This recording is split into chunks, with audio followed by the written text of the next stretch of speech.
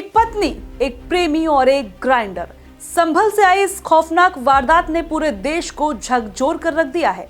नमस्कार, मेरा नाम है आफरीन खान और आप लोग देख रहे हैं तेज तरार। आज हम बात करने वाले हैं उस मर्डर केस की जिसने श्रद्धा मर्डर केस और मुस्कान जैसे मामलों की डरावनी यादों को फिर से ताजा कर दिया है।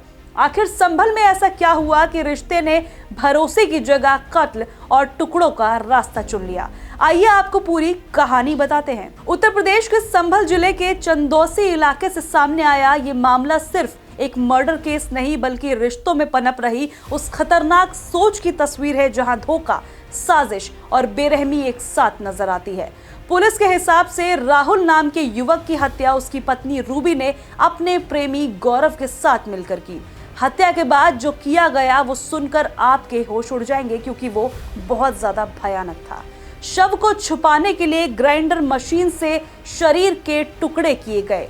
धड़ को बैग में भरकर नाले के पास फेंक दिया गया जबकि बाकी हिस्सों को अलग अलग जगह पर फेंक दिया गया ताकि पहचान ना हो सके। ये बिल्कुल आफताब वाली मानसिकता वाली औरत और उसका प्रेमी निकला क्योंकि सब कुछ वैसे ही हुआ जैसे आफताब ने। अब आखिर इस मामले का कैसे खुलासा हुआ ये भी सुनकर जाइए। शुरुआत में मामला गुमशुदगी का बताया गया। जी हाँ, मिसिंग केस। पत्नी ने ही थाने में जाकर अपने पति के लापता होने की रिपोर्ट दर्ज कराई, लेकिन पुलिस को शक तब हुआ जब नाले के पास मिले बैग में एक इंसानी धड़ बरामद हुआ। धड़ पर मिले निशान, कपड़ों की पहचान और मोबाइल कॉल डिटेल्स ने पूरी कहानी खोलकर रख दी। पूछताछ के बाद पत्नी और प्रेमी के बयानों में विरोधाभास मिला और उसके बाद आखिरकार दोनों टूट गए।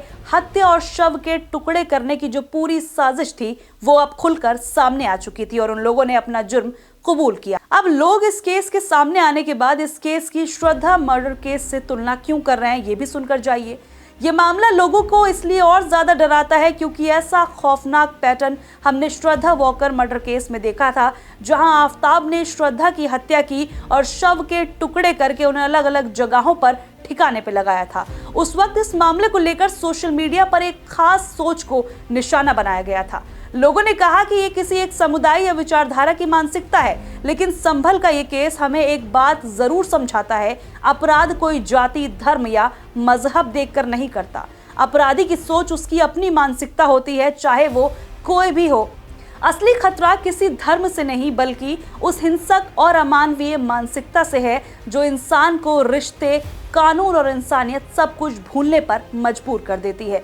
और ऐसे वक्त में सबसे ज्यादा सावधान रहने की जरूरत उन लोगों से है जो हर अपराध को नफरत फैलाने का जरिया बना लेते हैं, क्योंकि सवाल ये नहीं है कि अपराधी कौन सा धर्म मानता है, सवाल ये है कि ऐसी सोच को समाज में पनपने से कैसे रोका जाए। संभल का ये मामला हमें एक बार फिर से सोचने पर मजबूर करता है कि जब रिश्ते टूटते हैं तो लोग अलग होने की जगह हत्या की राह क्यों चुन लेते हैं।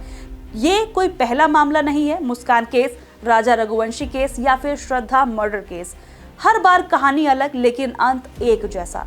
कभी जबरदस्ती की शादी, कभी पारिवारिक दबाव, कभी किसी धर्म और समाज के नाम पर रिश्ते को थोप दिया जाना, तो कभी लोग क्या कहेंगे ये सोच इंसानों को परेशान करती है और इंसानों को इंसान नहीं रहने देती। सवाल यह है कि अगर दो लोग एक दूसरे के साथ खुश नहीं है तो अलग होना गलत कैसे हो सकता है। किसी की जिंदगी छीन लेना आखिर कब से सही हो गया। कानून अपना काम तो करेगा लेकिन समाज को भी ये समझना होगा प्यार जबरदस्ती नहीं होता, रिश्ते दबाव से नहीं चलते और धर्म या इज्जत किसी की जान से ऊपर नहीं हो सकते। ये सिर्फ एक हत्या नहीं, ये हमारी सोच के आईने की एक डराने वाली सच्चाई है। खबरें हमें सच दिखाती है लेकिन इंसानियत हमें रास्ता बताती है। अगर रिश्तों में दर्द है तो बात कीजिए, अगर साथ निभाना मुश्किल लग रहा है तो अलग हो जाइए, लेकिन किसी की जिंदगी छीन लेना कभी भी किसी भी परेशानी का समाधान नहीं हो सकता। प्यार जोर से नहीं समझ से चलता है और इंसानियत हर रिश्ते से ऊपर होती है। मेरा नाम है आफरीन खान और आप लोग देख रहे थे तेज तरार। अगर आपको हमारी ये वीडियो पसंद आई हो तो उसे लाइक एंड शेयर करना बिल्कुल भी ना भूलें। इसके साथ ही हमारे चैनल तेज तरार को जरूर सब्सक्राइब करें और हाँ, बेल आइकन को दबाना बिल्कुल भी मत भूलिएगा जिससे दिल्ली से जुड़ी तमाम खबरों की नोटिफिकेशन सबसे पहले आप तक पहुंचे।